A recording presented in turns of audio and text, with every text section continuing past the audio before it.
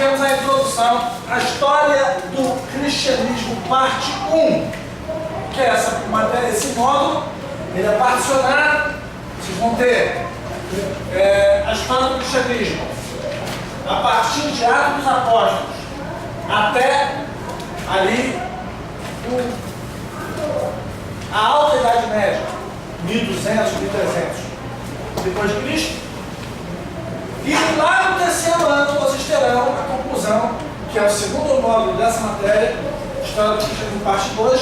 Aí sim vocês terão, a partir da reforma da igreja até os nossos dias. Mas vamos à nossa aula de hoje. Hoje, sim, nós falamos na aula passada que nós estudaríamos a história do cristianismo a partir da visão das cartas apocalípticas às 7 igrejas da Ásia. Por quê? É sabido que a carta às 7 igrejas da Ásia, elas na verdade são proféticas. Elas contam a história, ou resumem a história de Atos dos Apóstolos até os nossos dias, no que concerne a igreja. Cada carta corresponde a um período da história do cristianismo. E aí nós falamos, a carta à igreja de Éfeso, ela corresponde ao primeiro período, a igreja da era apostólica, a igreja que conheceu os apóstolos, os primeiros 12 apóstolos do Cordeiro. A igreja que conviveu com Pedro, Tiago, João, o apóstolo Paulo, ok? Muito bem.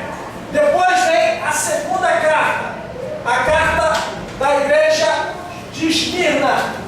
Essa carta compreende do ano 100, o finalzinho da era apostólica, até o ano 313, que é o fim das perseguições imperiais.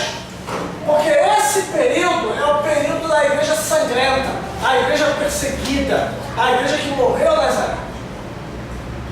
A terceira carta, a carta de Pérgamo, é o período da igreja imperial. É o período onde a igreja sai do anonimato, da perseguição, ela sai das catacumbas, dos buracos onde ela se escondia, e passa agora até as benécias da aliança com o Estado romano.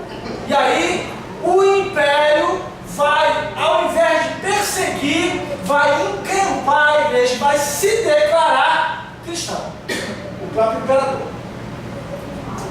E aí, a partir daí, começa um período negro na história da igreja, aonde essa aliança da igreja com o Estado só faz com que a igreja se corrompa.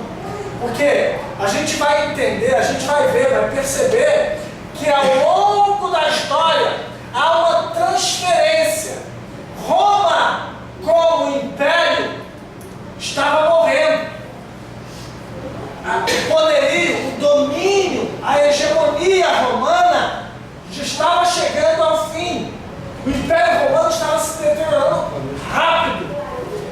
Então, a grande sacada foi Constantino parou de lutar contra a igreja e se aliou a ela. Ele percebeu que a fé é mais poderosa do que as armas.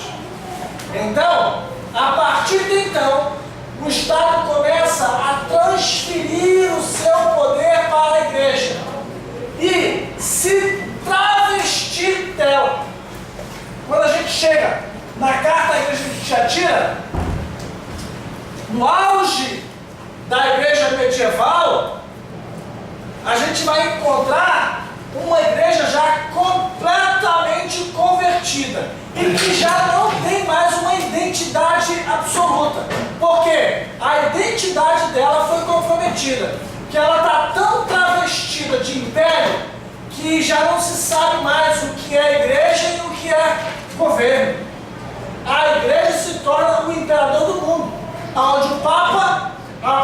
ao invés de um César, tem o Papa. Mas que cumpre a mesma função, mandar o mundo. Okay? Mas isso é só um resumo. Nesse primeiro bloco, História do Cristianismo, parte 1, nós vamos estudar essas 4 cartas. A igreja de Éfeso, Esmirna, Pérgamo e Tiatira. As 3 últimas cartas, Sardo, Filadélfia, Laodiceia, vai ficar para o ano que vem, quando vocês estiverem fazendo o 3º ano. Aí vocês vão aprender História do Cristianismo, parte 2, vai estudar a sequência. Ok? Vamos seguir. Agora sim.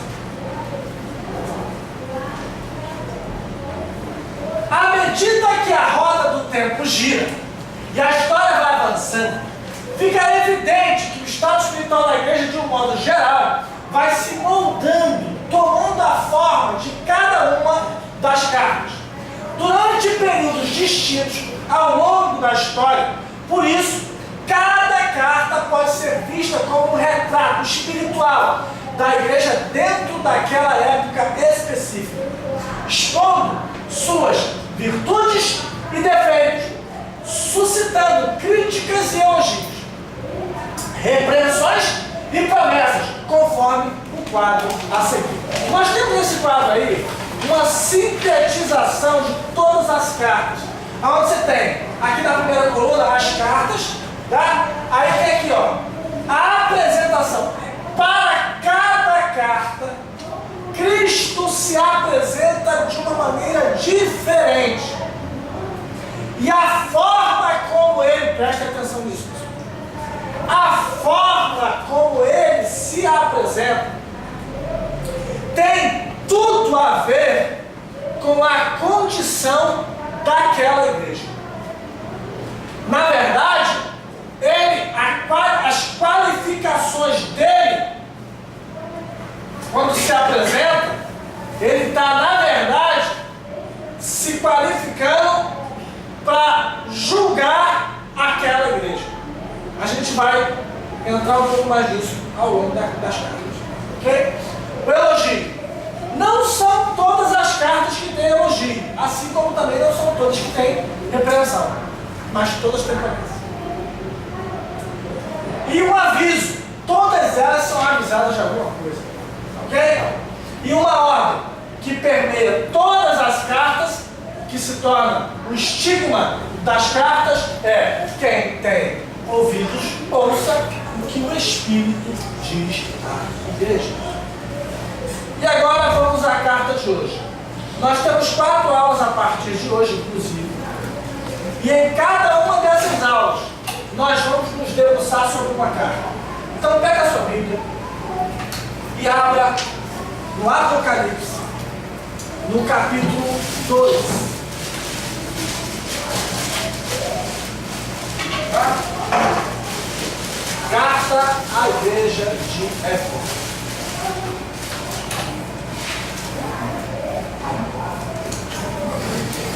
Mas eu me converti lendo o Apocalipse. Hã? Eu me converti lendo o Apocalipse. Boa coisa, né? Você veio pelo dedo, não foi nem pelo amor nem pela dor. Isso aí é nossa, tá pegando enorme. Mas olha só, isso é bom. Eu, quando criança, minha mãe, a gente era muito pobre, a gente era pobre na revista. A gente morava com minha mãe. Minha mãe é, tá vendo? Ela é uma guerreira. Meu herói da minha vida. Ela, o pai era uma prova, aí ela tinha que fazer as 2 vezes. E aí, a gente foi morar, a gente morava no aluguel, e meu pai tinha um carro velho, né? Pensa no carro velho, que interessante. Ele andava bêbado, tá? Bêbado de cair do carro, ele nunca bateu. Tinha nem cedo, né? O demônio que andava com ele era bom no português. Era os demônios, aí ele fez com a. Meu pai sumia de casa assim, passava 3 meses, só misericórdia. Aí, minha mãe, uma dessas saídas dele, quando ele pegou o carro, vendeu o carro com o terreno. Eu não sei como é que ela fez com o Recife, porque eu acho que foi 100 mil. Que tempo, né? Não sei se perdi a data. Aí, comprou um terreno. Meu avô foi lá, fez uma água, botou telha. Irmãos, não tinha porta, não tinha janela, era só um lugar para botar a porta e a janela no futuro. Não tinha chão, era água, era barro socado. E a gente entrou. Não tinha água também, a gente ficava um pouco. Aí de noite, pregava um lençol. Licença, só um pouquinho. Tem alguém com carro Renault Sandero, KNV? Sou eu. Tá para tirar da passagem lá.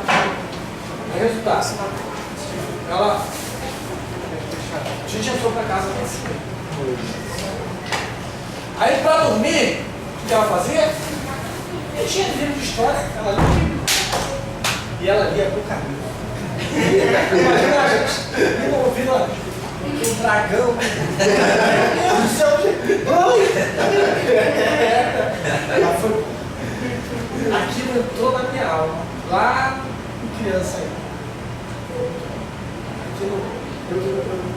Eu acredito de verdade nisso. Eu creio que foi lá, foi naquele tempo que o Espírito Santo plantou o mestre aqui dentro. Porque eu via, ele ia partir.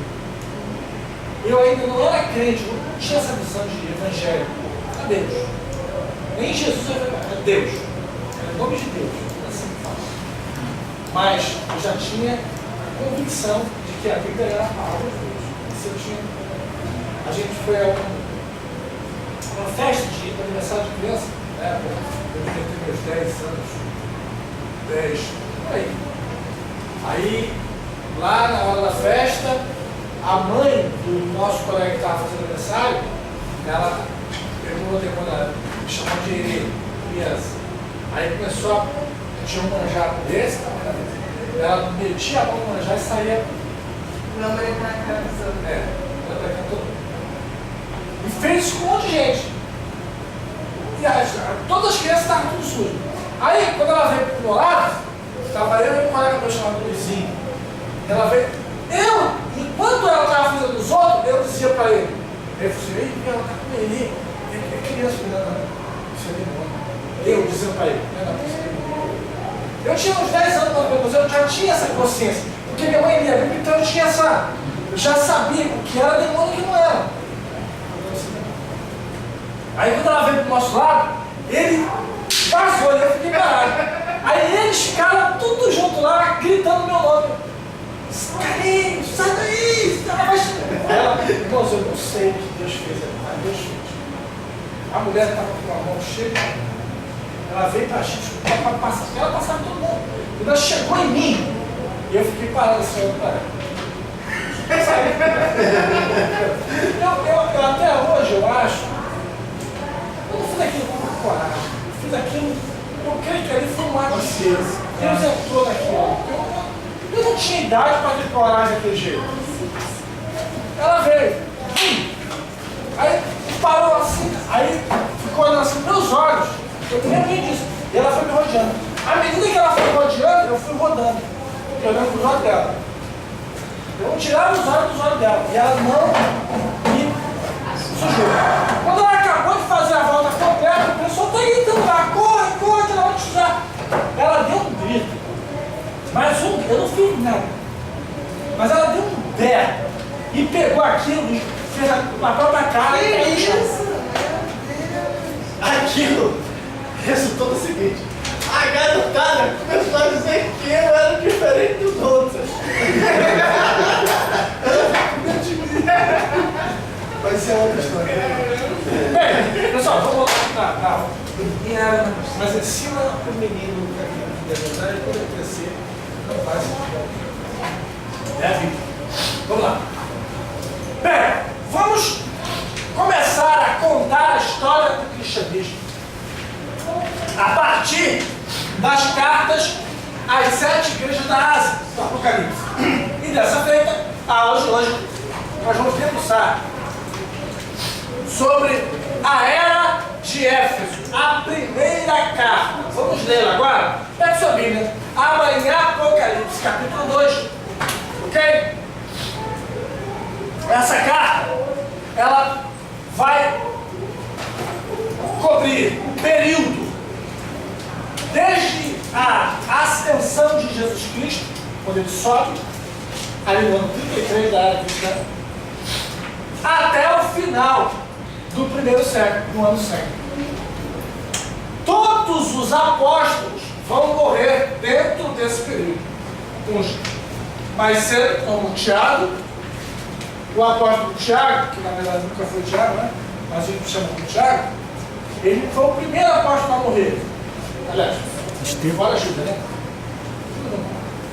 Mas, dos que permaneceram fiel, Tiago é o primeiro a morrer, que ele é preso com Pedro e é mandado matar. Matam ele, no dia seguinte esse Pedro, mas aí hoje vai lá e muda a história. Mas o primeiro, Tiago, morreu. A carta que nós temos na Bíblia de Tiago não é daquele Tiago do trio, Pedro, Tiago e João. Aquele Tiago do trio, Pedro, Tiago e João, morreu. Foi decapitado. O Tiago da carta, ele nunca foi apóstolo. Ele só veio ser cristão depois da ressurreição de Cristo. Ele, na verdade, aquele Tiago da carta, é irmão de Jesus segundo a carne. Ele é filho de Maria com José. Ok? Nós temos duas cartas que são escritas por irmãos de Jesus, irmãos carnais. É a carta de Tiago e a carta de Judas. Aquele Judas que está lá, coladinho com o Apocalipse, que é o menor livro da Bíblia. A gente pergunta assim, quem já leu um livro inteiro da Bíblia? Sou eu. Qual? Judas. Nem eu vou ver. Aquele Judas ali é o irmão de Jesus, filho de Maria e filho de José. Ou seja, ele é meio irmão. Ok? Então, Tiago e Judas são meio irmãos de Jesus. Muito bem. Então, vamos à carta. Essa carta tem uma repreensão: deixaste o teu primeiro amor. Um aviso: arrepende-te e pratica as primeiras obras. E uma promessa: dar-te-ei a comer da árvore da vida. Vamos ler a carta? Ao anjo da igreja que está em Éfeso, escreve: estas coisas diz aquele que conserva na mão direita as 7 estrelas e que anda no meio dos 7 candeeiros de ouro. Presta atenção. Eu acabei de falar aqui, o pessoal que chegou agora, eu vou pedir, pelo amor de Deus, em nome de Jesus, me ajudem, por favor. Queridos, eu amo vocês, mas eu preciso falar. Venham para frente, não vai para o fundo não.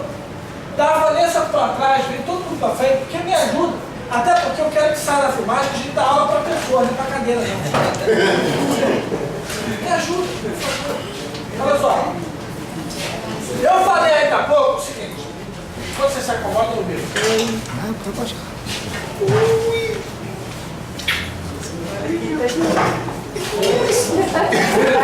Vem pra cá que aí ele não chegar. Só, você tá no Vamos lá, galera. Cada carta, Jesus vai se apresentar de uma maneira diferente. E a apresentação dele tem tudo a ver com o estado em que se encontra aquela igreja. Para essa igreja, ele está se apresentando como? Estas coisas diz aquele que conserva na mão direita as 7 estrelas e que anda no meio dos 7 candeeiros de ouro. As estrelas são os pastores. Os candeeiros são as igrejas. Entenderam isso? As estrelas são os pastores de cada igreja. É o anjo da igreja. Já o candeeiro é a igreja. Ele está dizendo o seguinte: essa igreja é o primeiro período, logo após Jesus subir, até o último dos apóstolos morrer, João na ilha de Patmos. Então, essa igreja, ela tem um defeito. Qual? Deixaste o teu primeiro amor. Por quê? Porque essa igreja viu os apóstolos morrerem um a um. E vocês devem ter passado por isso, quem não passou vai passar certamente. Quando a gente chega num lugar, faz parte de uma turma de colégio, faz parte de um grupo na igreja, um clube social qualquer, uma turma que se forma em qualquer área de estudo, de colégio, de igreja. Aquele grupo começa, é muito bom no início, né? Todo mundo se trouxe, todo mundo se conhece e tal.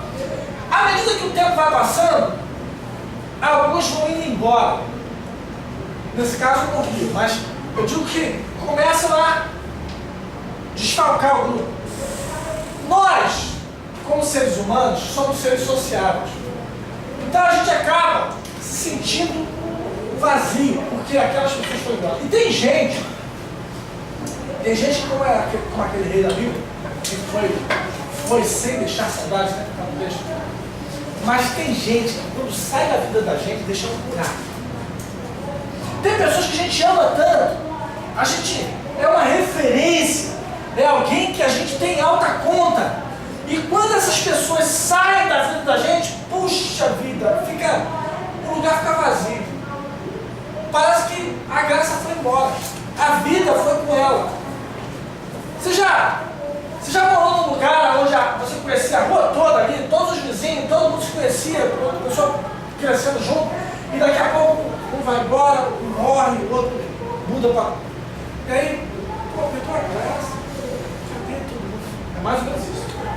E na igreja, eu não sei se você já passou, eu já passei por 10, essa é a 10ª igreja que eu passo.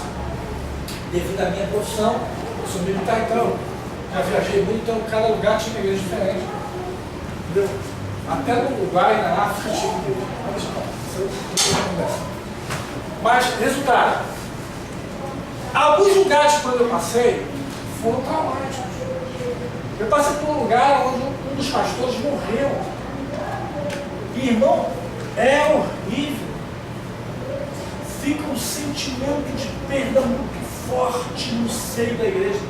Até a igreja tomar pé de novo é um trauma, é um choque, ninguém esperava. O cara houve um encontro de pastores, ele foi para o encontro de pastores lá, teve um churrasco, ele participou do churrasco. Alguns dos nossos pastores, eu não era pastor na época, não era presbítero, era da Assembleia de Deus. Ele foi com 4 pastores nossos para esse churrasco, participou de tudo. Aí saiu de lá, no caminho de volta ele teve um infarto. Foi internado, ficou mal 3 dias e faleceu. Não, a igreja, nossa, foi difícil. Muita gente nesse tempo se desviou. Porque até que viesse um pastor novo, ficou uma lacuna. E a igreja sentiu muito.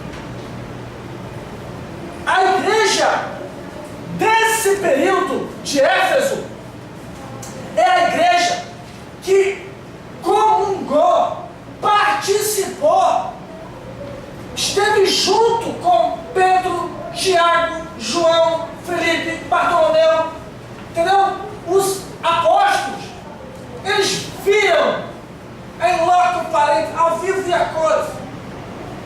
E aí eles começam a ver os caras morrendo. E olha, 90% deles morreram. Olha, 90% não. 100%. 100% dos 12 apóstolos morreram de morte brutal. Foram mortos de forma violenta. Nenhum deles morreu de forma natural. Tranquilinho, não. Um foi esfolado vivo, o outro foi crucificado para baixo, o outro foi sangrado até morrer, e por aí vai. Então, ser apóstolo não era muito boa coisa não. João é o único que sobreviveu e morreu de morte natural. Porém, por quê? Só esse. Porque Deus deu uma palavra para ele. E a palavra o sustentou vivo. Colocaram João dentro do barril de óleo fervente e ele não morreu. Porque ele tinha que escrever o Apocalipse. Quer dizer, a palavra manteve ele vivo. Lembra quando Jesus encontra o Pedro na beira da praia? Simão Pedro, tu me ama? Passa na minha orelha, lembra? Jesus sai, o texto continua, Jesus sai andando com ele. Aí ele vê João, aí tá lá, ali ele viu o apóstolo aqui, Jesus amava. João, o garoto do colégio pastor. Aí Pedro fala, e esse aí? Aí Jesus, o que te importa? Se eu quero ver esse filho, até que eu venho. Ali ele está dizendo isso. Ele vai ficar vivo. Até ver ele vir. A segunda vinda. Foi o que ele foi fazer na era dos partidos. E escreveu. João morre. João morre. Apocalipse capítulo 1. Está lá, quando Jesus se apresenta. Ele não. João foi o único que viu Jesus na glória. Os 12 viram Jesus em carne, comendo e bebendo. Mas João viu Jesus como o leão da tribo de Judá. Ele viu ele com os olhos como chão de fogo, os pés como latão reluzente. Ele viu ele em glória. E eu, quando o vi, caí como morto. Caiu, mas estava caindo. Aí ele levantou-me. Ele é a vida, tudo que ele toca. É isso que aconteceu. Entendeu?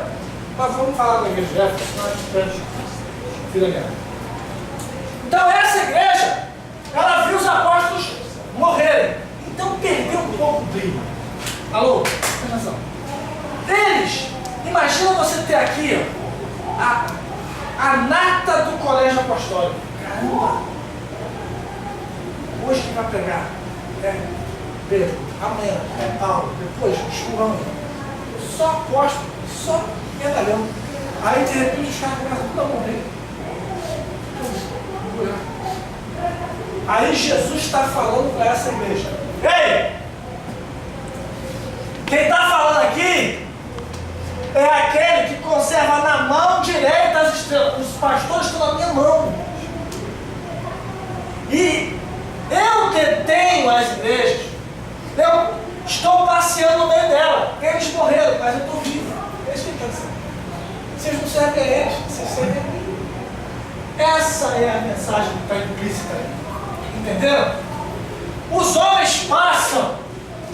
Os homens se levantam e caem.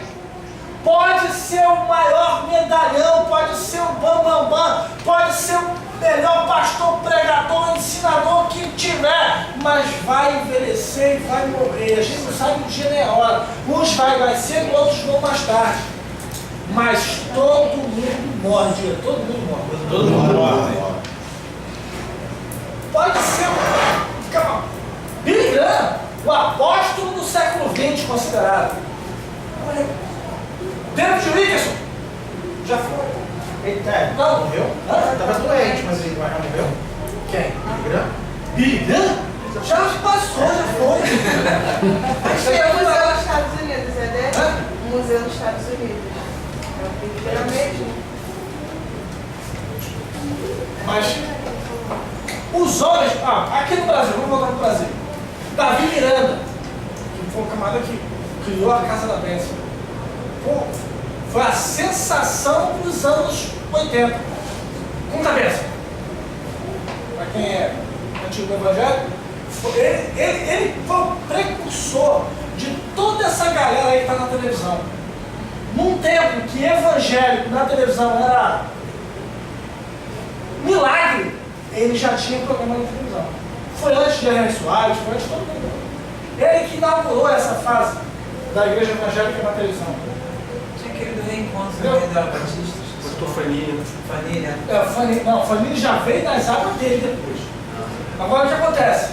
Morreu. Levantaram ele lá igual chamaram o cara e botaram um cachorro. Pessoas a gente vive. Você pode ser tudo enquanto vivo. Fala para quem está sonando, aproveita agora. Deixa Deixa Deus te usar. usar. E depois que morrer, já é. Aí, ó, tem que esperar a primeira ressurreição. Vamos lá. Conheça as tuas obras, tanto o teu labor quanto a tua perseverança, e que não pode suportar homens maus, e que puseste a prova os que a si mesmos se declaram apóstolos e não são. Aonde está apóstolo? Ali você coloca crente. E você lê de novo. coloca o caixa à prova aqueles que se dizem crentes e não são, e os achaste mentirosos. Tens perseverança, suportaste provas por causa do meu nome, e não te deixaste esmorecer. Tenho, porém, contra ti. Isso aqui tudo era elogio. Agora vem a repreensão. Tenho, porém, contra ti, que abandonaste o teu primeiro amor. É isso que eu falei, alguém acabou. O pessoal era fervoroso, os apóstolos estavam lá, deixa eu pensar com eles, mas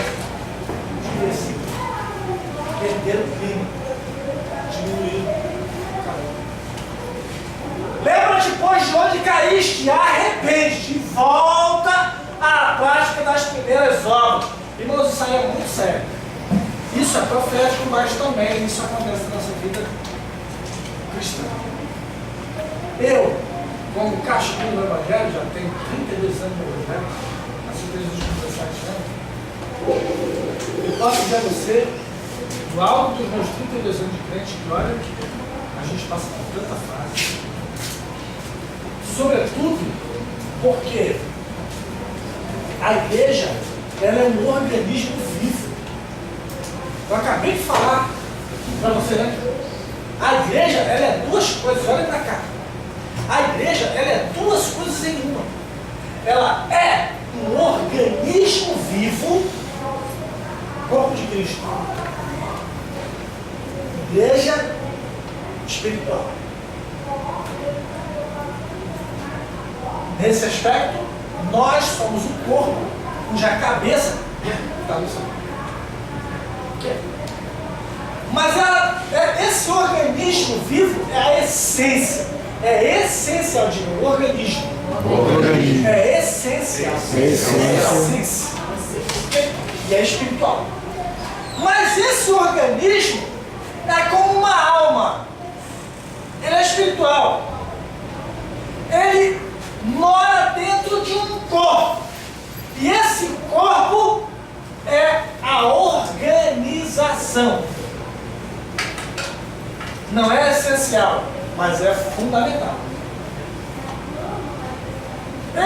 Esse organismo é espiritual, mas ele, para interagir nessa terra, nesse tempo, nesse mundo, precisa da organização, que dá corpo, que dá voz, que dá meios palpáveis para agir e mudar e transformar o mundo à sua volta. Então, a organização tem CGC, tem funcionário, tem prédio, você está entendendo? Tem hierarquias. Mas isso é humano, mas é fundamental para que a essência funcione. Entenderam isso? Então, a igreja é duas coisas. Ela é um organismo que mora dentro de uma organização. Aí, o organismo é sempre o mesmo, espiritual, imutável, perfeito para Deus. E é o trigo. Mas a organização tem um monte de jogo.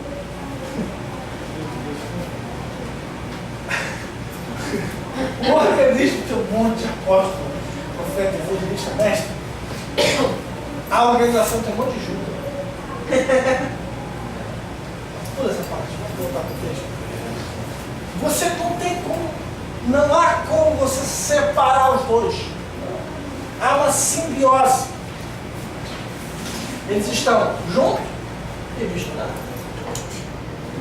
A tal ponto de chegar um momento que você não sabe distinguir o que é organismo do que é organização. Entendeu?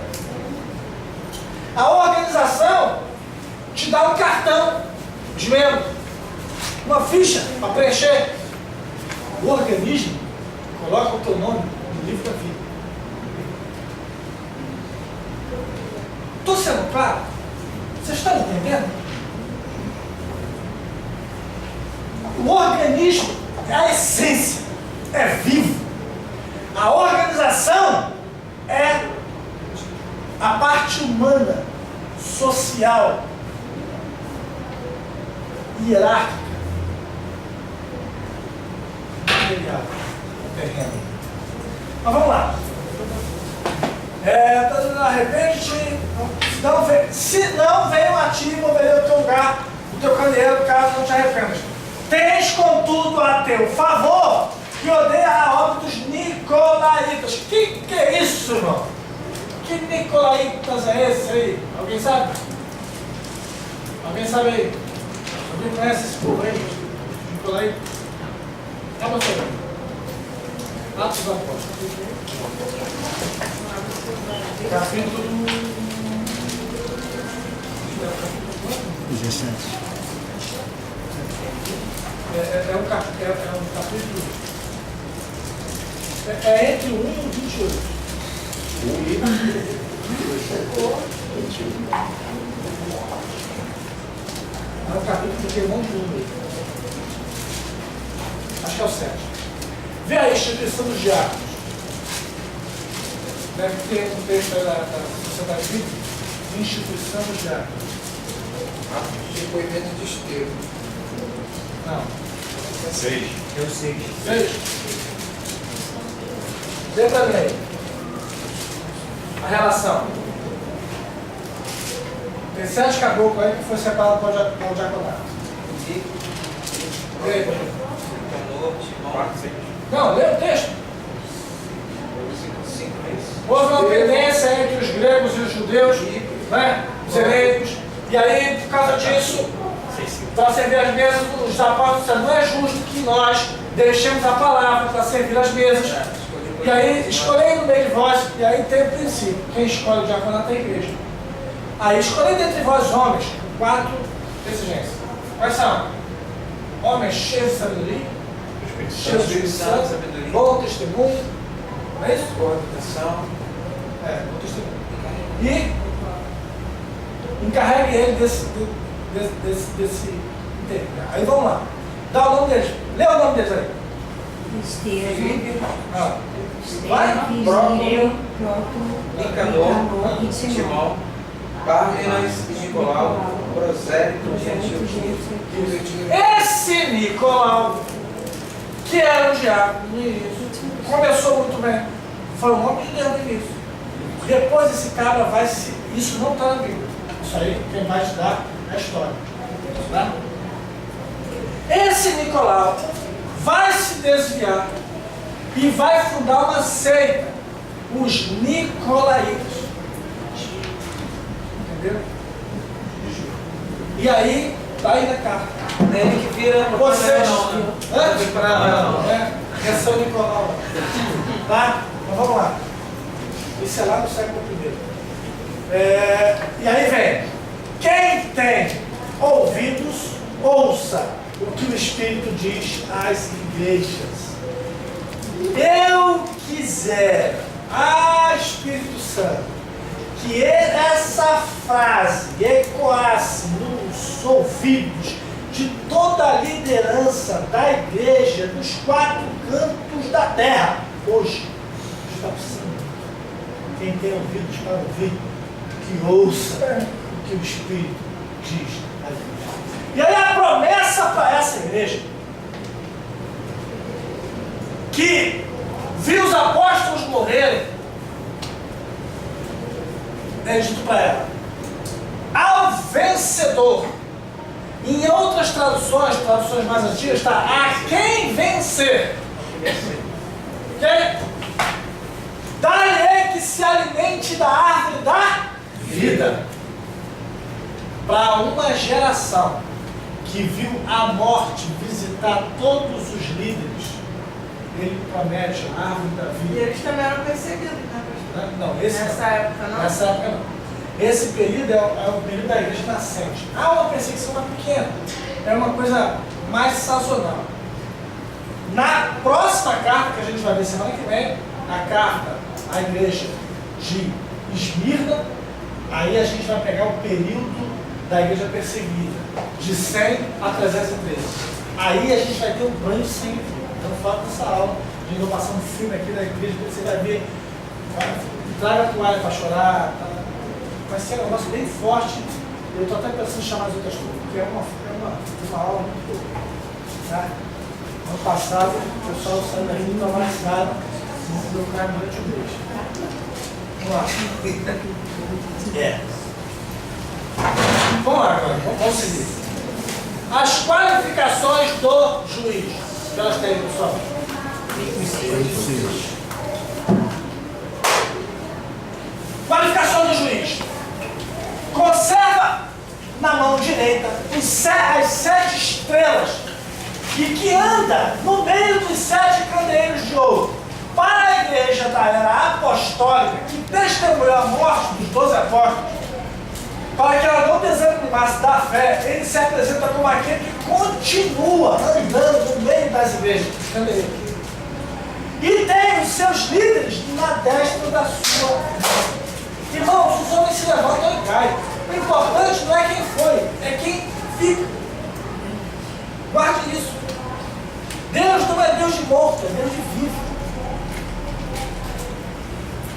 Quando Moisés morre, Israel todinho chora.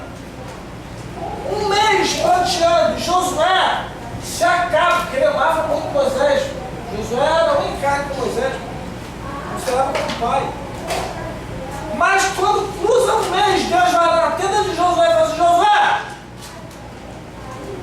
Moisés, meu Zé, é morto. Levanta. Diga a esse povo que marche. Ou seja, acabou. Chega de choro. Vamos pra frente, a vida segue. Pode ser melhor. Eu estou aqui ensinando para vocês. Aí você, puxa, o pastor Carlinhos não dá uma aula legal. É de a aula dele. Pô, legal. Eu gosto. Tá. Aí se de repente terminar para outro lugar, você não dá pra você não. A vida segue, meu irmão. Você não pode deixar de viver porque outra pessoa foi embora. Você não vai não. Uma pessoa. Não. Os que são filhos de Deus são movidos pelo Espírito de Deus. E o vento não diz para onde vai. Para onde ele sopra, a gente não vai, entendeu? Eu estou seguindo a luz. Agora, mas eu garanto a você, isso aqui não é para sempre. Isso aqui não é para sempre. E eu digo a vocês, eu não tenho nenhuma dúvida do que eu estou falando, eu tenho certeza que eu tenho orado, isso está debaixo de oração. No meio de vocês, Deus vai levantar professores para esse seminário. Glória a Deus. Eu acredito nisso. Aqui tem pastores e professores. Deus vai levantar no meio de vocês. Deus vai trazer lá de fora, não. Eu acredito nisso. Deus vai levantar aqui. Entendeu? Eu aprendi assim, não sofra o obreiro, não sofra a obra. Você vai ficar. Eu trabalhei com um camarada que ele escondia tudo. Ele não passava nada para ninguém, não. Tinha coisa que só ele sabe. Tinha um equipamento, a gente chamava de dólar, tem 450. É equipamento de cripto. A gente. Rádio, telecomunicações e. Criptografia. Cripto, telecomunicação. Para codificar. Vinha as mensagens secretas, aí esse equipamento recebia, tinha um equipamento igualzinho do outro lado, passava por ele, criptografava, aí se alguém interceptasse, ia receber uma sopa de letra, não entendia nada, porque era o equipamento que fazia a decodificação. Só que esse equipamento tinha que mudar o código todo dia, 10 horas da manhã. Todo dia, 10 horas da manhã, tinha um cofre, aí abria o cofre, tirava lá. A gente ia viajar, a gente ia para o mar, aí vinha o comando da marinha, envelope lacrado, com os códigos ali dentro, para cada dia um código. E ele recebia o envelope, botava no cofre e só ele tinha uma senha.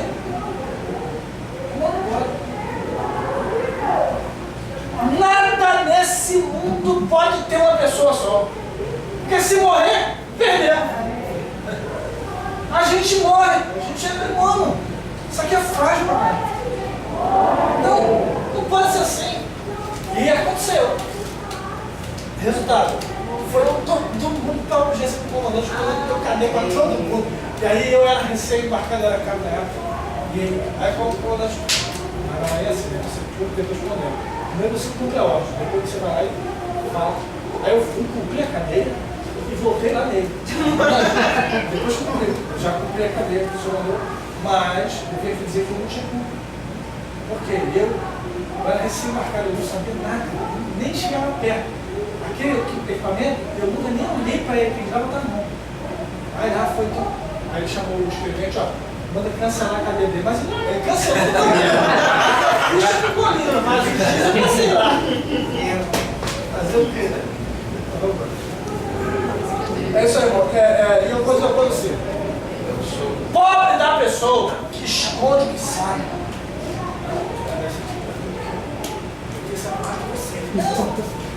Isso aqui é a palavra de Deus, isso aqui se renova. Quanto mais você tira, mais tem. E Deus não precisa de guardar. Não, é inesgotável. Quanto mais você tirar, mais tem. A Bíblia não é. Tudo que eu sei é que nada sei. E isso é o que eu sei.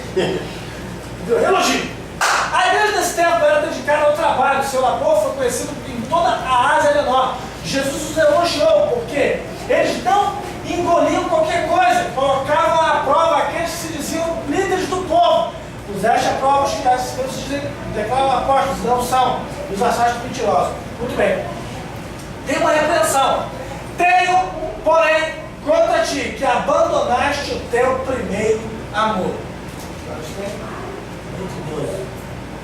Não dá para falar mais sem som. Essa igreja trabalha muito, mas a sua motivação começa a se corromper. Repetir. Essa igreja trabalha muito, mas a sua motivação começa a se corromper. Irmãos, isso aí é um ledo engano. Achar que fazer muito significa muito para Deus. Não, não necessariamente. Deus trabalha com a motivação do coração. Se o teu coração está torto, nada que você faça ele vai receber. Deus não recebe nem dízimo, nem oferta, nada, nem serviço, nada que não for de coração. Se o que você faz é para alguém ver, para ganhar algum ganho pessoal, se a tua intenção é ficar bonito na foto, status, posição, o homem aqui embaixo pode receber tudo, mas Deus chegou nada lá. Por quê? Ele trabalha com a motivação do coração. Se você faz de todo o coração, quem estava fazendo mais? Os irmãos de Davi, que estavam lá no fronte da batalha, preparados para a guerra, passando fome, frio, sede? Ou Davi, que estava lá no fim do mundo, cuidando das ovelhas? Estava fazendo mais é leite. Isso é justo. Mas a motivação do coração de Davi conquistou Deus. Então, não é o que você faz, é o coração com o que você faz. Entendeu? Se você faz para galgar posições e me impressiona, é bom que o Big Brother apresentar que esteja olhando para a gente. Me impressiona pastores e líderes que passam a perna em quem precisar para galgar posições. Porque o Evangelho vai exatamente na contramão. Se nós temos que amar o inimigo, quem dirá o irmão? Se eu tenho que fazer bem a quem me maldiz, o que não devo fazer para aquele que é irmão comigo, companheiro na aflição? Nós estamos vivendo um evangelho hipócrita muitas vezes. Nós estamos negociando valores quando a Bíblia diz que a valores não se negocia. Ou temos ou não temos. Ou somos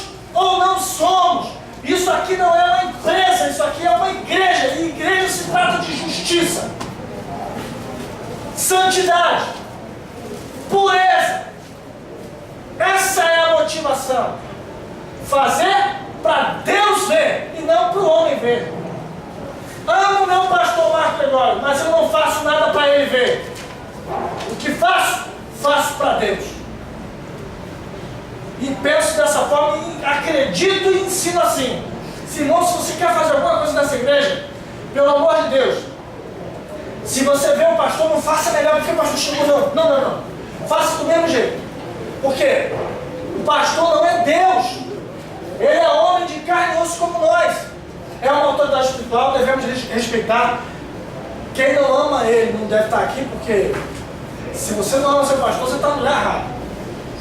Quem está no lugar que não ama o líder, você está no lugar errado.